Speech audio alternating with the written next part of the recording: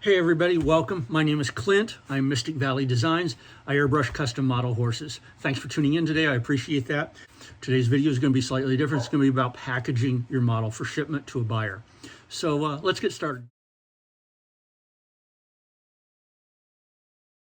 The first thing we're going to do is just simply review a list of supplies and the steps I take in packaging a model. Supplies are the things that make my job easier and make your job easier. Just because it's on my list doesn't mean it's mandatory that you have it on your list, but I highly suggest you have something similar on your list.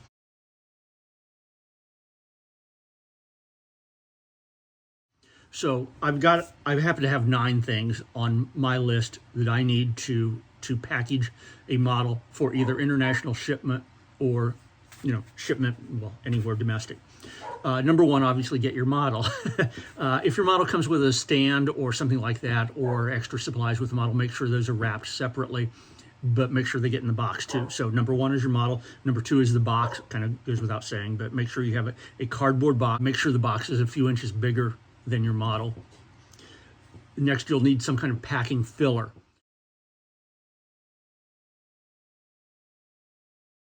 It just simply takes up the space inside the box around the model, so your model's not rattling around inside that box.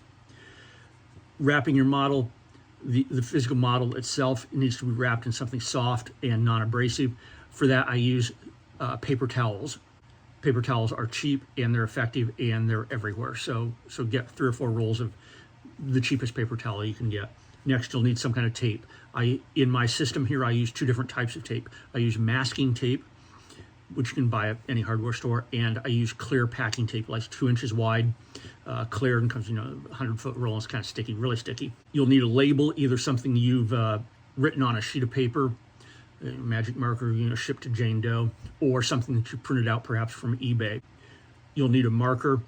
I'll show you why in a moment, but any big fat black magic marker will work. Something that's very nice that I have in my system is scales. Something to weigh the box so it weighs 2 pounds 8 ounces. I'll show you why in a moment.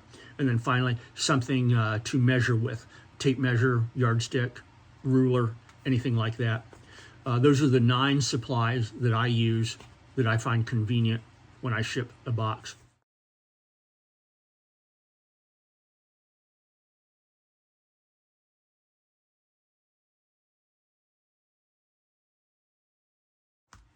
So step number 2, you've assembled all your supplies. Step number 2 is actually wrapping the model.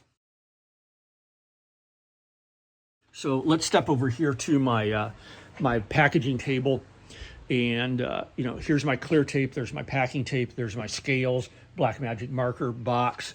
Here's my model. There's a UPS label to go to it, and here is a certificate of authenticity. In other words, that's the extra stuff that goes with the model that will be included in the box. So I'm going to set this down over here. So first thing we've got is a box. See all these extra labels? I'm reusing a previous box. So number one, grab that magic marker and draw through addresses. So for privacy, I delete everything. I'm reusing this box. I don't want to take a chance on my shipper accidentally scanning the wrong thing and shipping my model off to the Philippines or to Russia or someplace where this box has been in the past. Check all 6 sides of the box. Here's another one. I don't know why that label is there. I don't know what it means. Don't care. I just simply need to know that that label is not going to get scanned ever again. Here's my model. We're going to wrap it up right now in tissue paper or paper towel. I've got a roll of paper towels here. This system for me is super fast, super efficient, works really well. So there, it's wrapped up. Set this back. There we go. Masking tape. Masking tape is cheap and it's effective. One thing when taping up at this stage of the tape, I want to take my fingers and feel around the edges. Wherever there's a sharp edge sticking out, I want to make sure I have a lot of packing or a lot of paper tissue around it, and I want to make sure that there is tape over that sharp edge or the back end of a shipping container. I ship maybe 2 or 3, 4 models a day. Quick, what's in this when it's laying on your table? What's inside here? I have no idea. So I'm going to take a yellow sticky note and just say tie-dye Huck. And I'm going to take that sticky note, put it right under the tape. So there's now a label affixed to this so I know what it is. A big roll bubble wrap. There's that. You'll need 6 or 7 feet per model at the most. That's more than enough. Back to masking tape. Masking tape is cheaper than packing tape.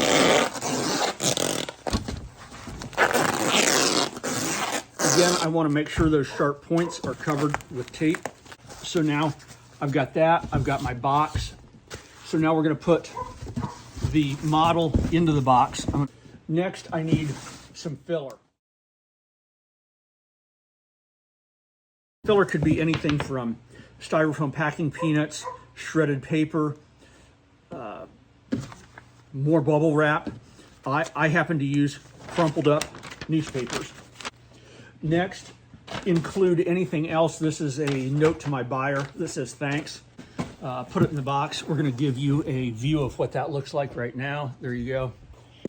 And we're going to take some masking tape and we're just going to pin these flaps shut just long enough for me to get out the real tape, which is this tape gun. Make sure everything's nice and tight.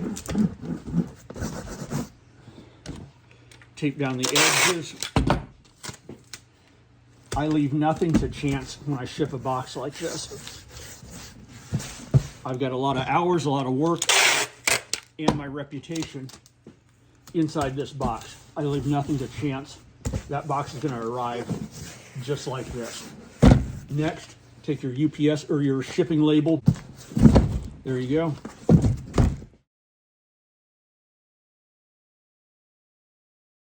I have this card that says, post this photo onto eBay. I'm going to take my camera, take a photograph of that box, and post it onto eBay. Just as a communication to the buyer that says, hey, here's your box. Here's what it's going to look like when you open it up next week. And then that's the end of it. That's just my communication to the buyer. Then the final step is you take it to the shipper, whether it's UPS or FedEx. Try to get a receipt that says you delivered this box to your shipper on this day. Take a picture of that, and that'll have the tracking number. If you're using eBay, put that tracking number into eBay, and then eBay is aware that you have physically delivered your box to a shipper. Covers your bases. So there's my box. It's well padded. It contains the model, any communication I have with the buyer, anything else that needs to go with the bot or go with the model. I've got the contents of the box as well as the name of the buyer right there also. It's just sort of like the chain of command, so to speak. It keeps things more sane for me when I've got 4 or 5 boxes.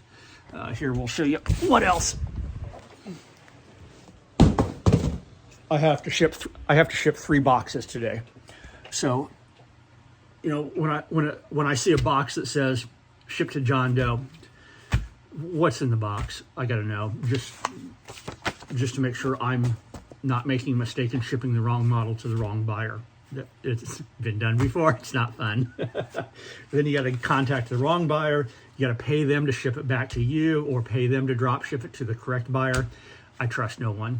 So, folks, thanks for tuning in. I appreciate your patience in watching me do something as mundane as load a box. But there's a lot of things that can go wrong. So this is the voice of experience. Follow my method. You probably won't go wrong. If you don't have all the supplies, it's not the end of the world, but you'll need something similar to them just to make sure things go smoothly for you, the shipper, and the buyer. Also, make sure you cover insurance or obtain some amount of insurance. If the buyer paid $600, $700, $800 for my model, I'll have that much insurance. I'll pay for the extra insurance. So anyway, folks, thanks for tuning in. I appreciate it, and I'll talk to you later. Bye now.